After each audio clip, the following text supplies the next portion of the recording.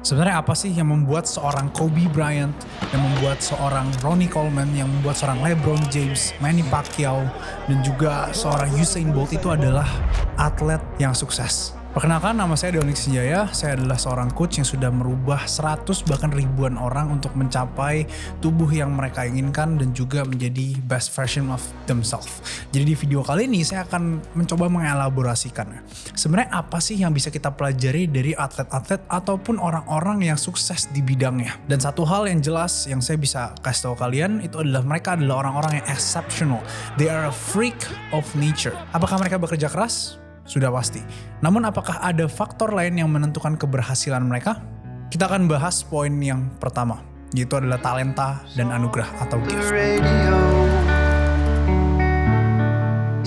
Kalian pernah gak sih punya teman di gym yang mulai nge-gymnya itu sama kayak kalian, latihannya sama, makannya mirip, namun dalam 3 bulan entah kenapa mereka itu jadi lebih bagus dibanding kalian. Mungkin ini adalah sesuatu hal yang kalian relate ya di dunia gym ataupun di dunia kerjaan. Entah kenapa apapun yang kalian lakukan, kalian tuh gak bisa lebih baik dari teman kalian yang mungkin bahkan latihannya ataupun kerjanya lebih sedikit dari kalian. Ini yang saya bilang gift atau anugerah. Dan ini gak bisa kalian dapatkan dan gak bisa kalian paksakan. Jadi kalau kalian pengen punya gift atau anugerah, ya kalian mau gak mau harus pilih orang tua yang tepat.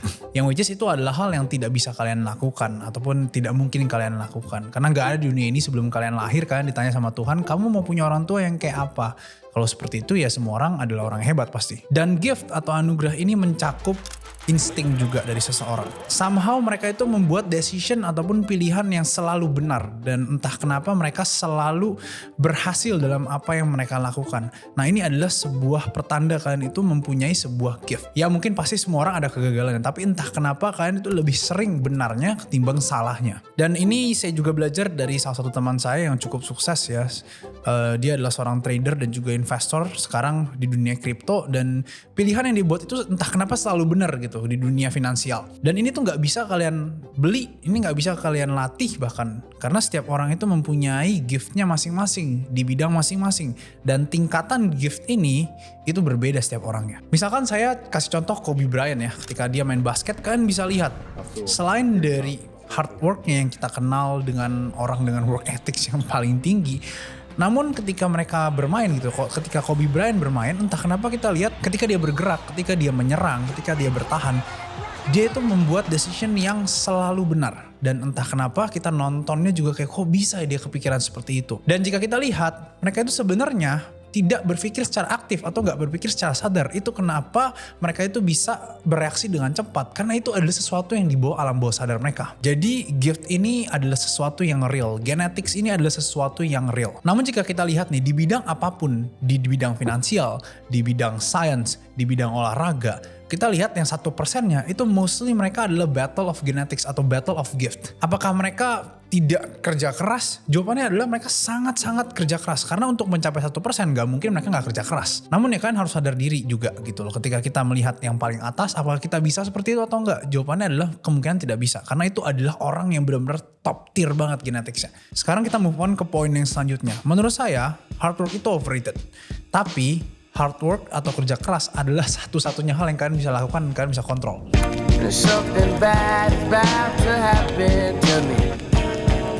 Saya mau analogikan talenta itu seperti kalian main jungkat-jungkit. Kalian mungkin pernah bayangin ya ketika kalian menggunakan jungkat-jungkit dengan lever ataupun dengan tongkat yang lebih panjang ketimbang lawan kalian. Jadi misalkan jarak kalian ke titik tengahnya itu 3/4 panjang tongkatnya dan teman kalian itu cuma 1/4-nya. Saya yakin jika misalkan kalian ngadu jungkat-jungkit, kalian akan mengeluarkan energi yang lebih sedikit ketimbang teman kalian dengan result yang sama. Kenapa saya bilang talent atau talenta itu seperti sebuah lever di jungkat-jungkit? Karena talent itu mengali semua hard work kalian. Semakin kalian gifted, semakin kalian bertalenta, maka levernya ataupun bisa dibilang tongkatnya itu semakin panjang.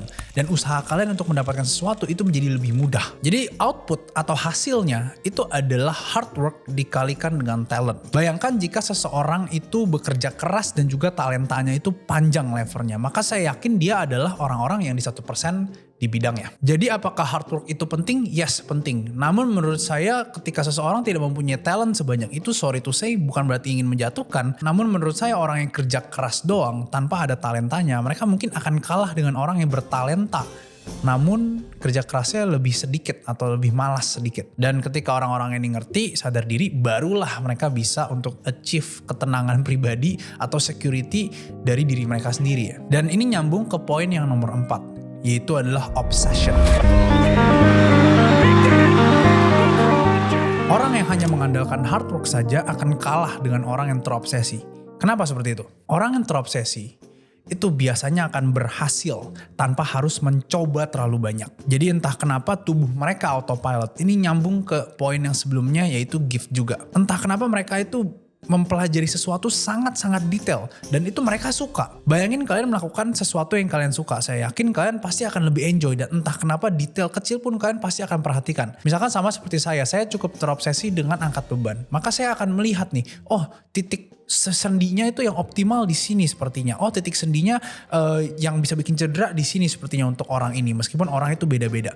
Dan itu saya cukup obses dengan detail-detail kecil seperti itu. Dan saya yakin beberapa orang di luar sana itu mungkin akan ngelihat saya ngapain sih freak banget gitu untuk pelajari sampai ke sudut-sudut dari sendi kalian. Dan jawabannya ya itu adalah obsesi. Dan entah kenapa saya tidak memilih untuk terobsesi seperti itu. Namun tubuh saya aja yang autopilot gitu. Obsesi itu bisa membuat seseorang endure dengan suatu siksaan ataupun sesuatu hal yang sulit yang mereka harus lalui untuk mencapai sebuah greatness atau sebuah kesuksesan. Jadi ketika kalian lihat atlet-atlet yang kerjanya keras banget, kalian mungkin berpikir, ada ya orang seperti itu? Ya jawabannya ada. Dan mereka itu somehow kayak driven through obsession. Somehow badan mereka yang mau latihan. Somehow mereka bisa tahan terhadap suatu kesulitan yang mereka hadapi di dalam proses latihannya itu atau dalam proses pencapaian suksesnya itu. Jadi jika kalian adalah seorang yang biasa di suatu bidang, let's say kalian ketemu dengan orang yang terobsesi, kemungkinan besar kalian mungkin akan kalah 9 dari 10 kali kalian mencoba. Namun di poin terakhir yang saya ingin sampaikan itu adalah poin self-awareness.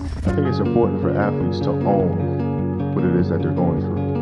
It's awareness. And I think the most important thing is for us to be aware of what's going on in here. Not that it's bad, good, or different, but it's awareness. Once you're aware of it, then you can choose to walk hand in hand with it, or you can choose to fight it, but you're making that decision.